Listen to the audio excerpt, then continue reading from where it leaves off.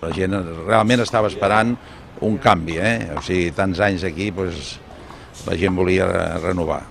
Tenim problemes econòmics, com sabem tots els clubs de natació.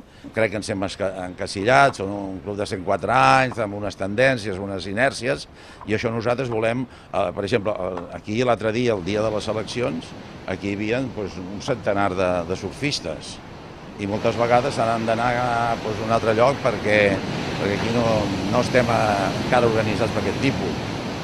El Club Natació Barcelona el coneixen per al waterpolo, arreu d'Europa, i encara aquí hi ha tradició, ara hi ha clubs que era lògic. Jo quan vaig ser seleccionador nacional vaig intentar que el nivell pugés i pressionar els altres clubs que ho fessin, això s'ha aconseguit, tant és així que ara ja no quedem primers, segons i tercers, però bueno, la qüestió és fer esport i superar aquesta crisi i després tornar a reprendre. Sense diners pots posar molta voluntat, però malauradament no pots tirar endavant res. Ara, projectes en tenim molts, i a més ja tenim projectes que no ens costaran massa diners, perquè hi ha unes necessitats per Barcelona que amb aquesta situació òptima que tenim l'hem d'aprofitar.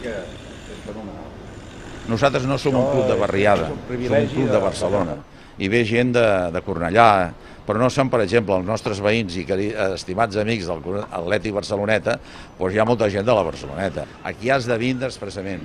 Això és la fidelitat dels socis que tenim. Aquest soci és fidel, i aquest és el soci que s'ha de mantindre i hem de tindre molt en consideració perquè són els que ens mantenen el club. Els ingressos aquí són, només nosaltres, pràcticament els ingressos venen dels socis.